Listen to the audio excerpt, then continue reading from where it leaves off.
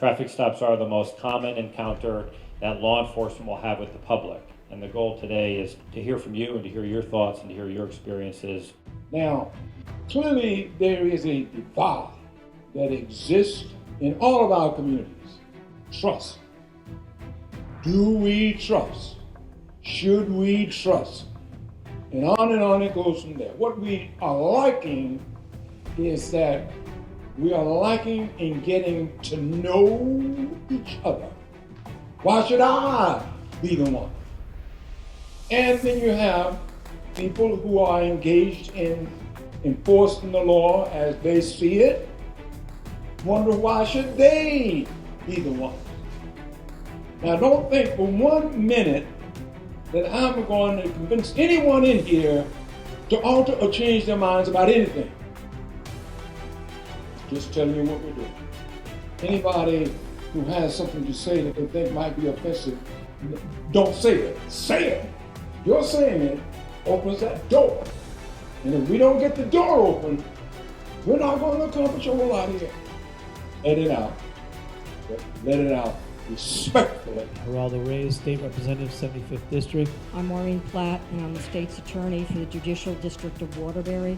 Fernando Spagnolo, the police chief here in Waterbury, Connecticut. My name is Michael Roberts. I'm an attorney at the Connecticut Commission on Human Rights and Opportunities. If we're going to stop this, then we need to hold everyone accountable. People are not necessarily going to change their minds. I'm not about trying to change your minds. I'm about trying to change your actions. Has any female that's in the room here has ever been stopped by a police officer and she thought it was unlawful? I have been stopped multiple times.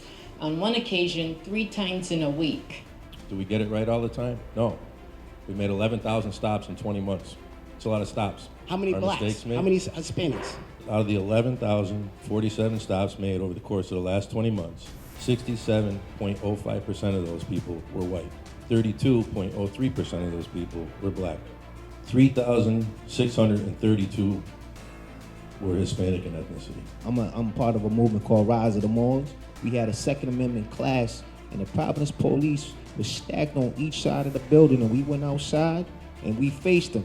When you deal with the Moors, you got to understand you're dealing with diversity of citizenship. Policing is complicated. The reasons for disparities are complicated, and it requires us engaging in an honest conversation about what's causing the disparities and departments being willing to say, okay, we'll look at that. Now you can couch it in socioeconomic terms, you can couch it in other BS terms, and this is not a knock at you.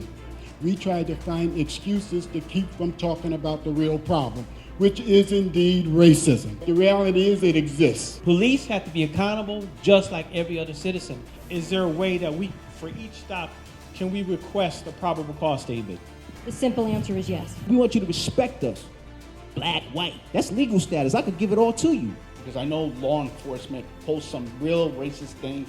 I just brought an incident actually to the CHRO where they posted something and advocated to put Muslims on nooses and hang them. I want to speak to what I'm feeling in terms of the tension in the room, because sometimes this frustration is from feeling unheard. Is there a mechanism in the police department where you have an ongoing dialogue with the members of the community? In Waterbury, there's 23 different neighborhood organizations that are very active and vibrant. We have an open dialogue. There is communication that's going on. You really can't accomplish trust unless you have a relationship first. And you certainly can't have a relationship unless you can have open lines of communication that people believe in and they know are transparent. I'll try anything. Community relations is fine, but I think that the topic of racism in specific needs to be an area of discussion that's concentrated on in the police departments with the community. Everybody has implicit bias. We understand that there's racism, and we work on that. When we look at our training, each and every officer in the Waterbury Police Department over the course of the last 18 months has been trained in implicit bias from the Department of Justice. There were swastikas painted on Cook Street, right in Fulton Park last year, yes? We have no complaints, we have no information about any white supremacist activities that are occurring in Waterbury right now. There was an issue up in Cook Street. I think it may have even been longer than that. And frankly, I don't recall the outcome of that. I believe there was an arrest made. When I was talking about that white supremacist officer, it was the officers within the department that went after him. So not all law enforcement are racist. I just want to clear that up. We have to invest in finding a way to do it. We have to invest in that. And that means listening and talking to everybody. Right. Everybody. So, but it's license, driver's license, registration, and insurance card. No, to operate your vehicle on the public highways in the state of Connecticut. Take the Walnut Street area, for instance, you live in that area, and the police automatically come in that area, they automatically think they have probable cause. So is it probable cause or is it profiling? A lot of racial profiling could be based on unconstitutional and not probable cause. If there are issues where you think that you've been stopped for no reason whatsoever, you should certainly bring those to our attention, and there's a lot of different ways you can do that. If you was in our shoes, what would you do if you felt uncomfortable to the point where we can't even trust you enough to protect and serve us the same way you protect and serve each other?